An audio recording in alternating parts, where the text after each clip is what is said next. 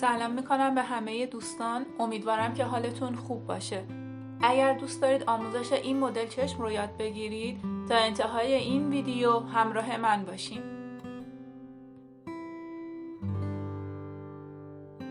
با مداد B6 خطوط داخل عنبیه رو پررنگ میکنم که موقع سایه زدن خطوط از بین نرن. با حوصله این کار رو انجام بدید و یک مرتبه تیرگی رو به کار اضافه نکنید. یه عکس از مدل اصلی روی میز کارتون داشته باشین، یا به صورت کپی رنگی یا سیاه سفید، یا مثل من از روی گوشی ته رو ببینید و همه خطوط رو در جای خودش قرار بدید. به تیر روشن بودن خطوط و پهنای اون دقت کنید تا کارتون طبیعی تر باشه.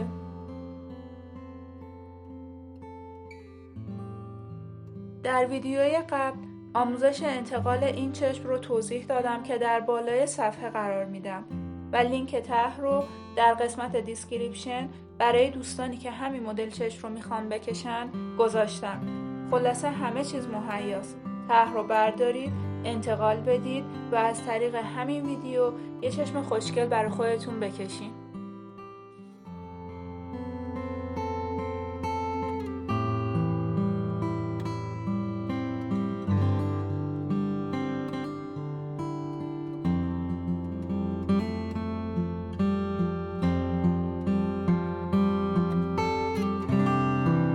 با قلموی صفر طبیعی خرم، البته کوتاه، خطوط رو محو میکنم که من از قبل موهاش رو کات کردم. قلمو رو کمی شیبدار بگیرید و به صورت رفت و برگشت روی خطوط بکشید تا محو بشن.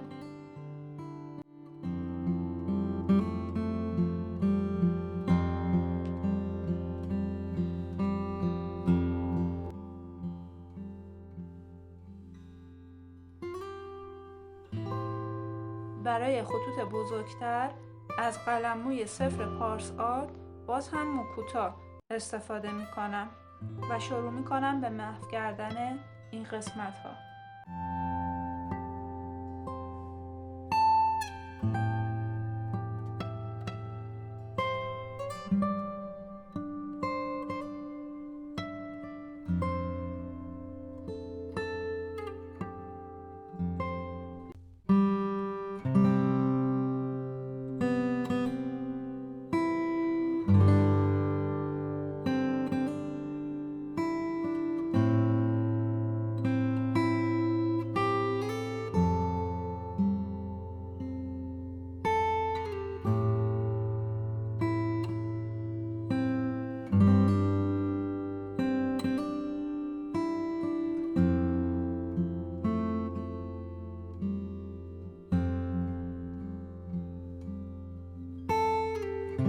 یک برگه بردارید و قسمتی از اون رو به دلخواه خودتون شروع به تیره کردن کنید. میخوایم از این تیرگی برای سایه استفاده کنیم. قلم رو توی سایه میزنم، ازش تست میگیرم، بعد توی کار میبرم. این نکته خیلی مهمیه. اول حتما از قلمو تست بگیرید، بعد داخل کار ببرید که یک دفعه تیرگی به کار اضافه نکنید. و شروع میکنم خطوط رو تیره تر کنم یا سایه های اطراف اون رو بزنم.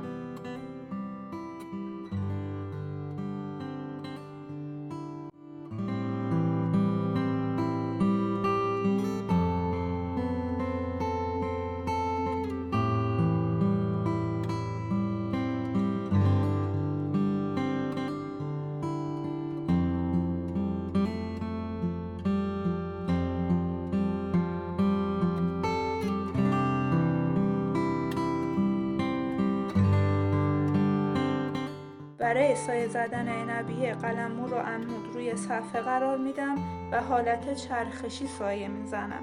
برای این کار از سایه های خود خطوط استفاده میکنیم و کل عنبیه رو با توجه به مدل سایه میزنم.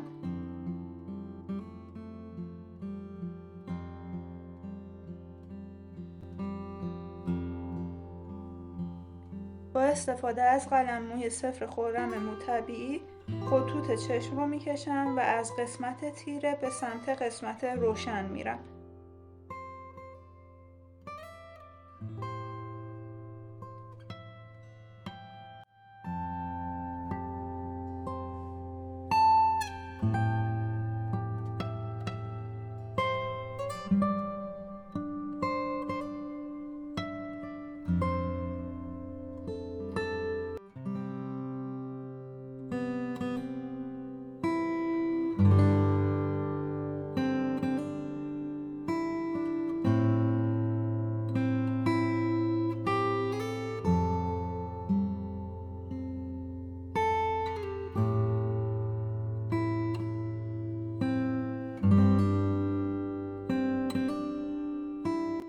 با قلموی مو کوتاه پارس آرت این تیرگی ها رو اضافه میکنم و مدام قلمو رو توی سیاهی میزنم و تست میگیرم و کم کم تیرگی اضافه میکنم.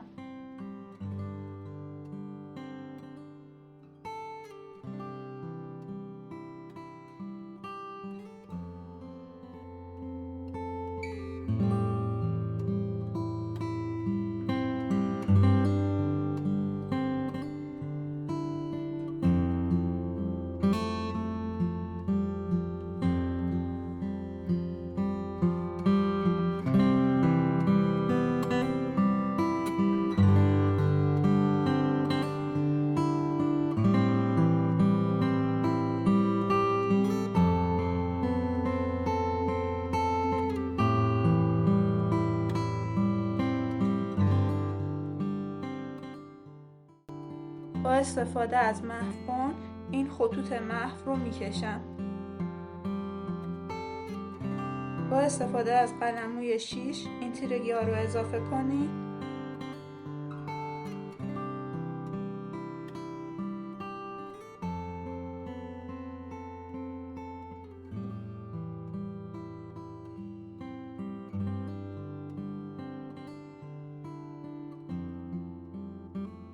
و سایه لثه چشم رو هم به همین روش میزنم.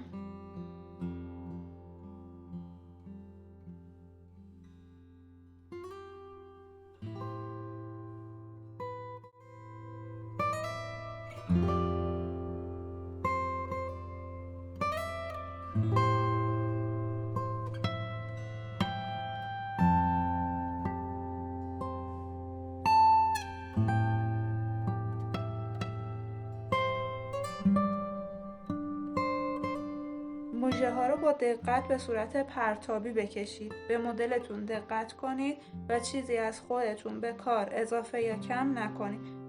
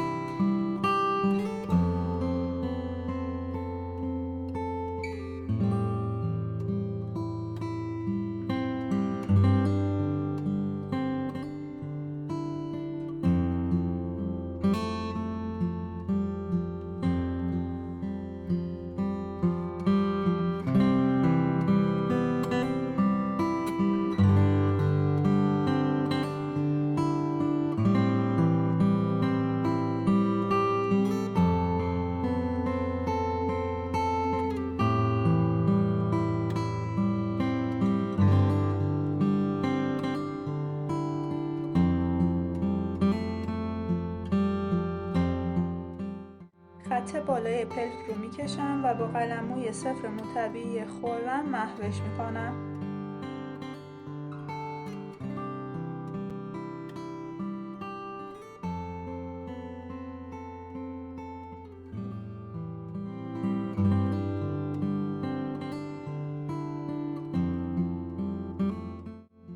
با قلموی صفر پارس آرت تیرگی ها رو محو میکنم.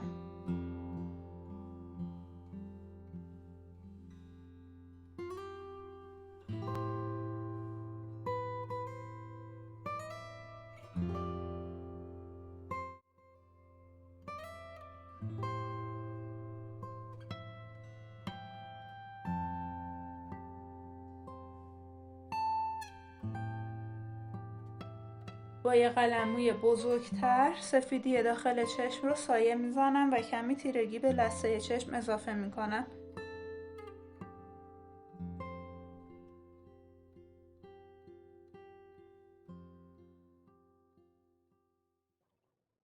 الان نوبت وارد کردن جزئیات بیشتره. با توجه به مدل تیرگی ها رو با مداد اضافه میکنم و این تکرارها باعث بعد گرفتن و هایپررئال شدن کار میشه. هر چقدر لایه لایه تیرگی اضافه کنید، کنترل بیشتری روی کار دارید. پاک کردن تیرگی به مراتب سخت‌تر از تیره کردن روشنی هاست. پس با دل صبر و با عشق کار کنید.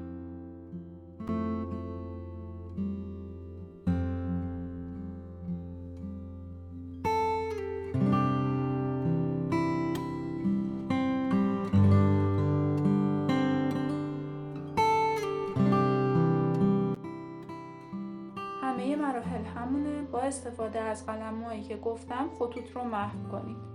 توی شروع کار استفاده از چه سایز قلم‌مویی به نظر خیلی مهم میرسه، ولی کم کم که کار کنید و دستتون پر بشه دیگه خودتون میدونید چه سایز قلم‌مویی برای چه محیطایی مناسبه. فقط نکته مهم اینه که بدونید قلم‌مو هرچی بزرگتر باشه سایه ها لطیفتر میشن. مثلا برای سفیدی داخل چشم نباید قلم‌موی کوچیک استفاده کنین چون کار لک میشه و بسته به محیط سایز قلم‌مو رو تغییر بدین.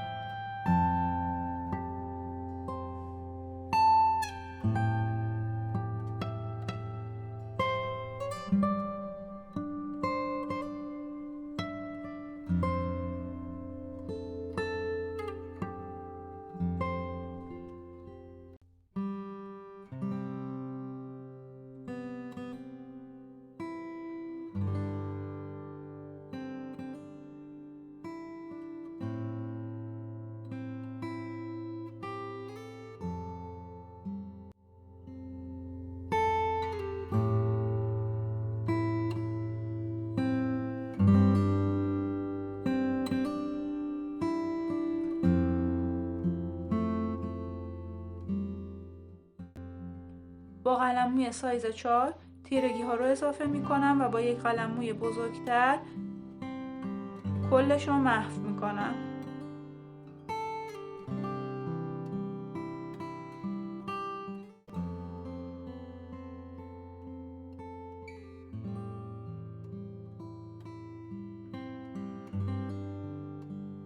برای استفاده از پاک‌کن ها باید بگم که بسته به نوع روشنی که توی کار میخواین قرار بدین استفاده از پاک‌کن ها متغیره. پاک‌کن اتودی برای خطوط نازک و روشن، پاک‌کن فرچه‌دار برای روشنی های داخل عنبیه و همچنین برای بافت استفاده میشه که باید بدونید روشنی خیلی زیادی نداره و حالت محو به کار میده. برای نورهای بسیار روشن از پاک‌کن شارژی استفاده کنید.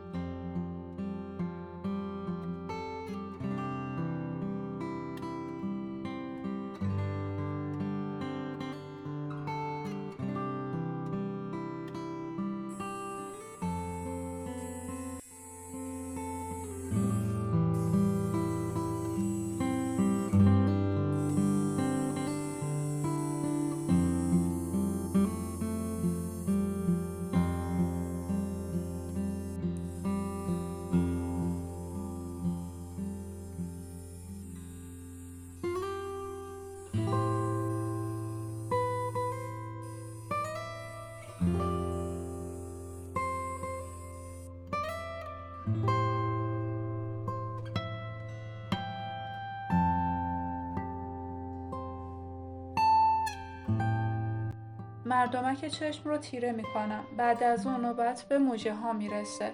با توجه به شکل تیرگی مژه ها رو باید اضافه کنید و کنترل نهایی.